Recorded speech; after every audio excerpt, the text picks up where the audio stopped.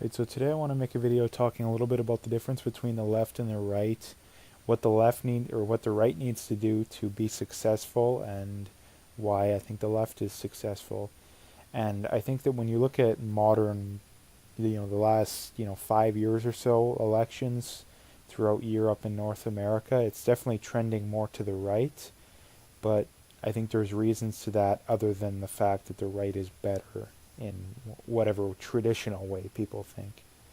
Um, and getting right into it, I think that the right is, I'm talking about true conservatism when I'm, or even more of like a libertarian kind of way of going about things. I know some people say that the minute when they think about conservatism, they think about like a George Bush or someone along those lines. Basically like conservatism, but no warmongering and that kind of stuff that you know a lot of conservatives of the past. I don't think it's really modern conservatives are like that. But getting right into it, this is just a chart by Tim Pool, who was he posted on Twitter on May 4th. Um, and he did post other charts that basically show this exact same thing. So anyone who's questioning it is questioning facts, basically. But it's basically showing that the left has gone a lot to the left, and the right has only gone slightly to the right. So the first thing that I would point out is the whole leftists that like to think that there's so many, quote unquote Nazis or far right people out there nowadays. Well, actually, there isn't. And if there is, then there's a lot more communists, basically. And I think that this chart basically proves that, yeah, there's probably a few more far right people out there, but there's a lot more far left people out there. Um, and this is something that I know the left will deny, and a lot of people nowadays like to think of themselves as, I'm a centrist, or I'm a moderate conservative, I'm a moderate liberal, and personally, I don't think those things really exist. You're either there. There's always a couple few.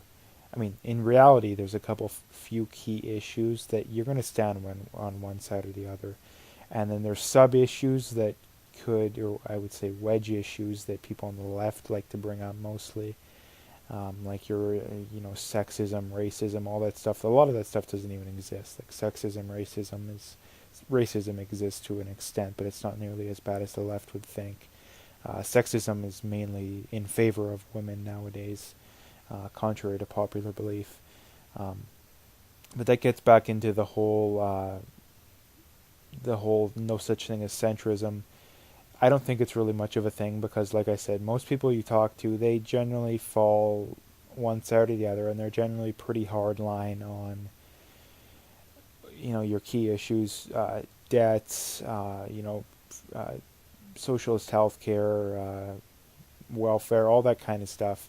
They may sit and have a conversation with you about, considering a different way of doing things than quote unquote free healthcare or government subsidized, and quote unquote free, welfare or government subsidized.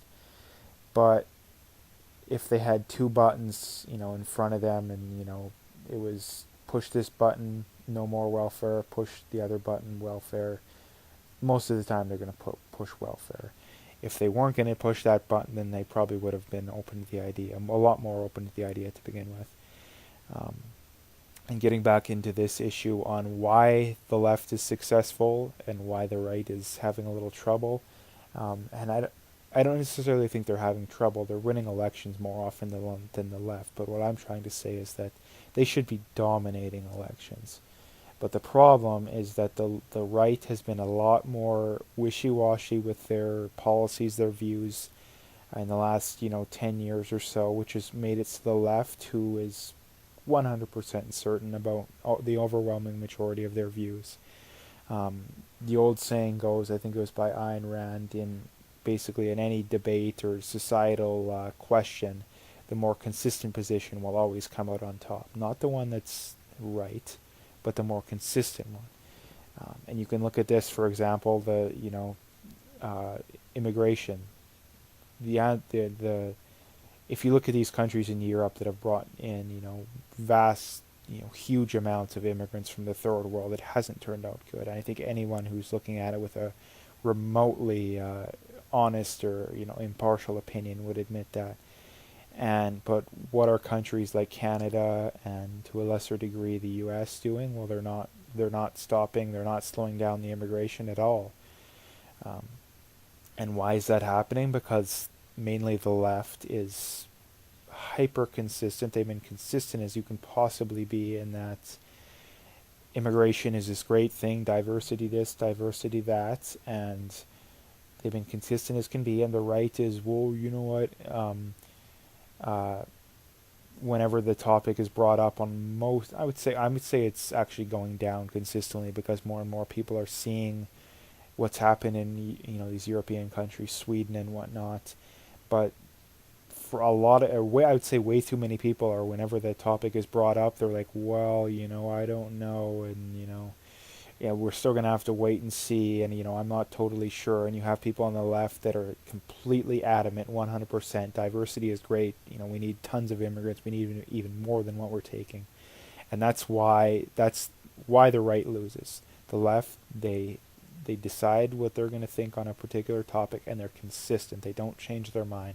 The right can't seem to pick and choose what is what. And I'm not saying that it's good to just decide, just out of the blue, but you need to make a good educated decision and stick with it, because the other side's going to stick with it no matter what. The left is going to stick with it no matter what. So the right needs to be consistent with their views. That's how, if you know people on the right, you're on the right, and I assume most people watching this video are.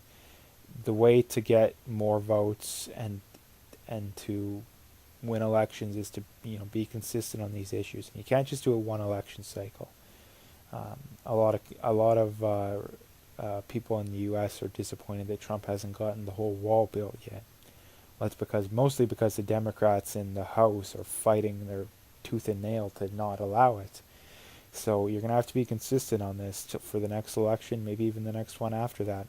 And the reason why is that the left is increasing and increasing these immigrants and immigration and immigration and immigration and immigration, and the immigrants they're bringing in vote overwhelmingly for the left, and they're continuously making it easier and easier to vote, meaning people who aren't even citizens, people who maybe their parents are citizens, or they're illegally here, or they're in prison even, is what they're being called for now. Is that the more this continues, the more likely it is for the left to win elections. So we're in a period here to where if it continues going like this for another 10, 20 years, the right isn't going to win elections anymore. It's not going to happen. The elections are going to come down to the far left, the socialists, the Bernie Sanders, the crazies, for lack of a better way of putting them, and a moderate left, like a Joe Biden in the U.S.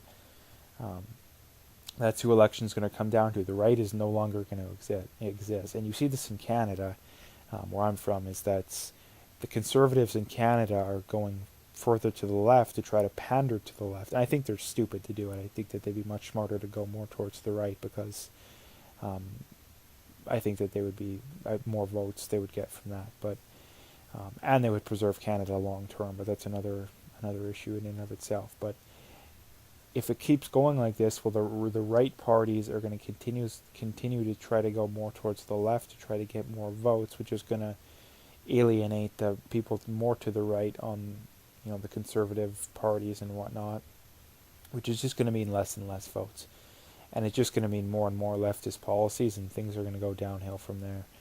But that's about all I had as far as this video goes. Basically, you want to be successful, you got to be consistent. You got to be educated, but you got to be consistent. I think it's even more important than being educated. And as bad as the left can be on a lot of things, they know this stuff. They might not be making videos and tweeting about it, but they know it. So that's about it as far as this video goes. If you liked it, make sure to hit that like and subscribe, and stay tuned for more.